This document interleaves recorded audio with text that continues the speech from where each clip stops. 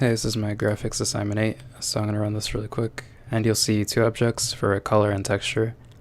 And then as of right now, they're not using fog parameters, so they're rendered normally. So here they are. And then if I enable sending these fog parameters, with these values and this color, the values being different because of that weird scale issue that we were having. But now as I zoom out, the color, or the objects are going to gradually fade into the background color. And that's based on distance, of course, and the IPOS that's passed in. So here they're pretty normal, full color, but as I zoom out, you'll see they fade away. And then, again, based on position, and then also definitely based on the background color, it has to match the color that they fade away into, otherwise the illusion is lost. And the way I got that working is having to modify my shaders. So I included a new constant buffer in both my texture and color, called fog data, with 2 floats and a float 4 for the vector of the color. And then all the way down the pixel shader for texture, I had to first get the color times the texture sample, and then after that interpolate between the color and the fog color. And then as for color, all I had to do was just do it with color instead, since there was no texture. And then for the shader classes, I just have this function called sendFogParameters. It's one I'm calling. So I have a struct called dataFogParameters with 2 floats and a vector to match the data for my constant buffer. And then I just set those values and then update the subresource by passing that struct in. And then yeah, that's how I got that effect working.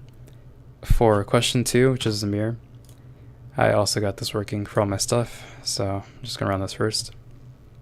You'll see here I have 3 objects. 2 of these are lit, so the frigate and the crate are lit. The boots are not. So that's texture, color light, texture light. You'll see they're reflected here, but also I can't see behind the mirror when the mirror passes, or when the camera position passes behind the mirror. The objects are no longer rendered, of course, because they're only rendered within the stencil. And then I can even go back here. Nothing crazy, nothing, like no trickery here.